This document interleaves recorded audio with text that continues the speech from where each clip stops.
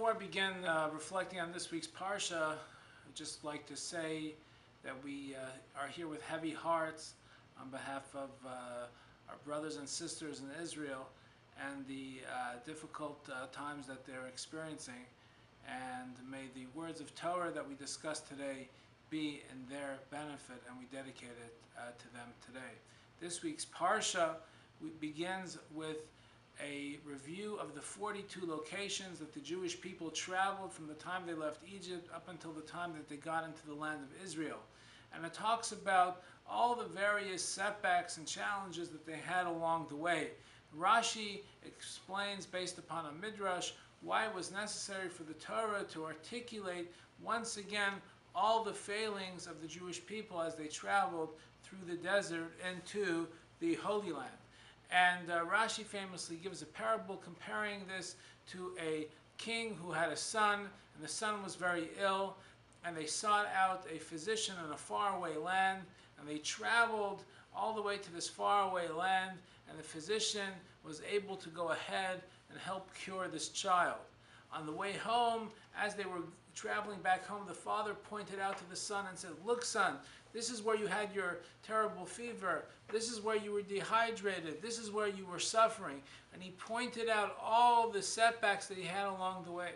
So too in this week's Parsha, as we finally come to the finish line, we're about to enter the Holy Land, God tells us, this is where you have the setback of the golden calf, and this is where you had the setback of the spies, and this is where you had the setback of Korach, etc., etc., etc.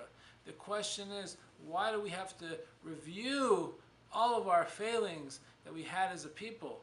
Why was it necessary for the salt to be rubbed into our wound?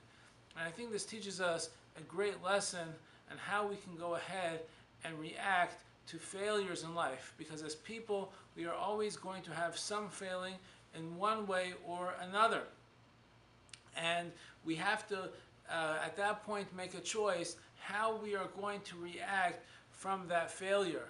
Many times the failure just continues to drag us down and we're not able to pick ourselves up, but we have to remember failure also represents an opportunity for us to rebound.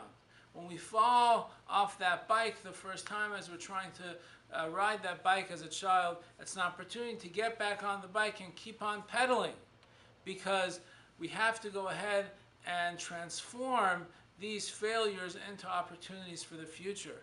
And that's what God was telling the Jewish people as they got to the land of Israel. He said, yes, you had that failure and this setback and this challenge, but you were able to go ahead and rebound and go ahead and come to the finish line. And the great lesson for us is how we can go ahead and react to our own failures. Folks, we don't have a shortage of failures and challenges in our lives. Let us remember the lesson of this week's Parsha, and let us remember how we can always transform failures into learning opportunities. Have a wonderful Shabbos.